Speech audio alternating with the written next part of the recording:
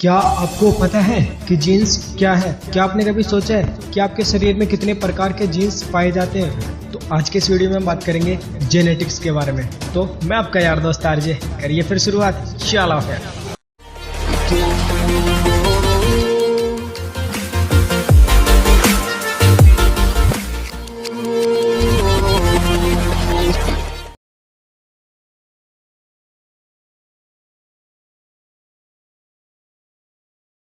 तो सबसे पहले हम बात करेंगे आनुवांशिकी के बारे में। तो आनुवांशिकी क्या होती है कि विज्ञान की वह शाखा जिसमें हम आनुवांशिकी लक्षणों और विभिन्नताओं का अध्ययन करते हैं। यहाँ पर एक वर्ड है कि आनुवांशिकी लक्षण। ओके, आनुवांशिकी लक्षण का मतलब होता है वे लक्षण जो कि पीढ़ी दर पीढ़ी आगे की पीढ़ियों में जाते हैं, यानी कि अपने पूर्वजों से आप में। तो इस प्रकार के लक्षणों को हम आनुवांशिकी लक्षण कहते हैं, जैसे कि बालों का घुंघरालू होना, आँखों के रंग में विभिन्नता। अब हम बात करेंगे कि आनुवंशिकता की खोज किसने की।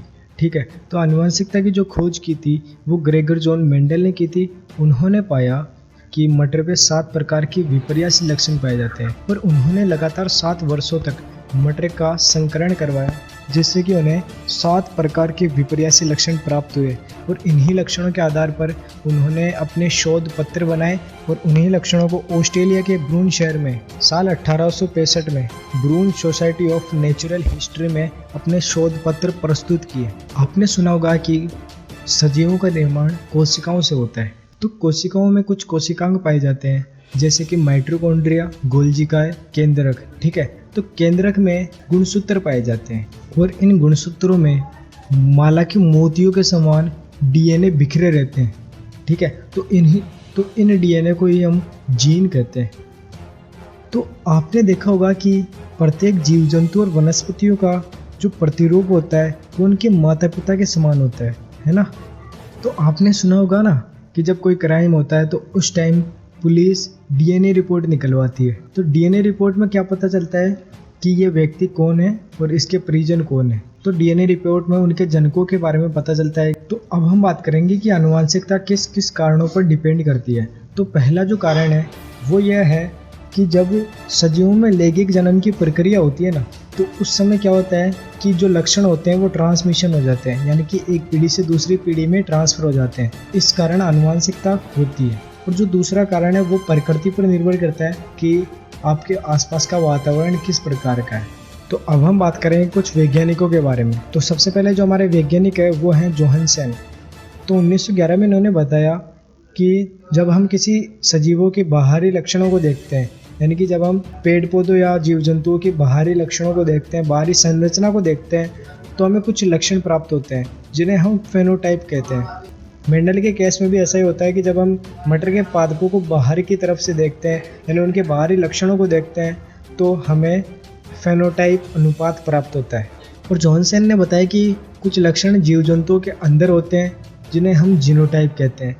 ये लक्षण हमें माता पिता या अपने पैतृकों से प्राप्त होते हैं। ठीक है, और मेंडल के केस में क्या होता है कि मटर के पादप में जब हम अंदर की संरचना को देखते हैं, अंदर के लक्षणों को देखते हैं, तो उस लक्षणों को हमें जीनोटाइप कहते हैं। तो जो अगले हमारे वैज्ञानिक है वो है टीएच मॉर्गन।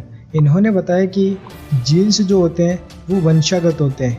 वंशागत मतलब कि एक पीढ़ी से दूसरी पीढ़ी में ट्रांसफ़र होते रहते हैं। और इन्होंने बताया कि जो जीन्स होते हैं वो गुणसूत्र में स्थित होते हैं, यानी कि गुणसूत्र के केंद्रक में स्थित होते हैं। जब क्रॉसिंग ओवर होता है तो यह जीन एक पीढ़ी से दूसरी पीढ़ी में जाते रहते हैं और इसी प्रकार से अपने वंश को आगे बढ़ाते रहते हैं। अनेक वैज्ञानिकों ने कहा कि मनुष्य का आनुवंशिकी अध्ययन करना बहुत कठिन है, यानी कि सिंपल नहीं है, क्योंकि उन्होंने बताया कि मनुष्य का यदि हम आनुवंशिक अध्ययन करें तो अध्ययन करने में हमें 20-22 वर्ष लग जाते हैं, क्योंकि जब तक वो वयस्क नहीं होता तो उसके पूर्ण रूप से जो आनुवंशिक लक्षण है वो प्रदर्शित नहीं होते। तो अब हम बात करेंगे एक ऐसे रोग के बारे में जो कि यदि आपके परिवार में से किसी को था, जैसे कि आपके माता पिता, दादा दादी या किसी को भी ये रोग था, तो कई ज़्यादा चांस है कि ये रोग आप में भी हो सकता है। तो इस रोग का नाम है हीमोफीलिया। इस रोग में क्या होता है कि जब कभी आपको चोट लग जाती है तो उस समय आपके जो रक्त का प्रवाह है वो रुकता नहीं है, निरंतर आपका रक्त बहता रहता है, जिस कारण कई बार क्या होता है कि आपकी मृत्यु भी हो सकती है। और कई केसेज में हीमोफीलिया के कारण मृत्यु भी हुई है। ओके, तो ये एक प्रकार का आनुवंशिक रोग है। तो ये रोग एक पीढ़ी से दूसरी पीढ़ी में जाता है, यानी कि एक पीढ़ी से दूसरी पीढ़ी में ट्रांसफ़र होता रहता है।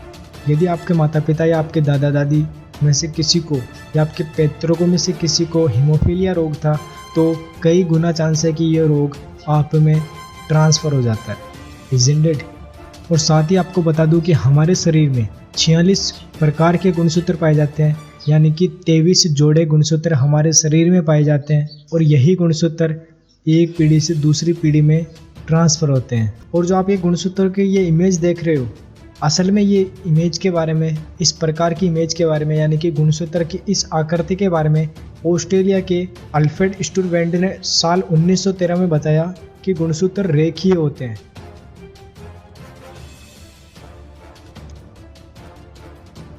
तो अब हम बात करेंगे कि आनुवंशिकता एवं जीन से हमारे दैनिक जीवन में किस प्रकार के लाभ हुए हैं। तो जो पहला लाभ हुआ है वो हमारे कृषि के क्षेत्र में हुआ है, यानी कि हरित क्रांति में हुआ है। आपने देखा होगा कि पहले किस प्रकार से पौधों को उगाया जाता था, उस समय पैदावार कम होती थी, लेकिन आजकल के युग में हरित क्रांति में कुछ विशेष प्रकार के उपकरण और विशेष प्रकार की खेती से हम छोटे से क्षेत्र में अधिक फसलों का निर्माण कर लेते हैं। ठीक है। और जो दूसरा लाभ हुआ है वो हुआ है रोग सुधार में, यानी कि जेनेटिक्स की सहायता से हम पता लगा सकते हैं कि किस प्रकार का रोग है और यह रोग आनुवंशिक है या बाहरी कारणों की वजह से ये रोग हुआ है। और जो हमारा तीसरा पॉइंट है वो है यूजेनिक्स, यानी कि इस विज्ञान की शाखा में हम जुड़वा संतानों के बारे में पता लगाते हैं कि जुड़वा संतान किस प्रकार से होती है। ठीक है। और जो हमारा चौथा पॉइंट है वो है मानव जाति सुधार में, यानी कि सुजनिकी में। इस शाखा में हम मानव से रिलेटेड जो कि आनुवंशिकता से हमें लाभ हुए हैं वो अध्ययन करते हैं। अब सुनो एक एक्स्ट्रा लेवल फैक्ट।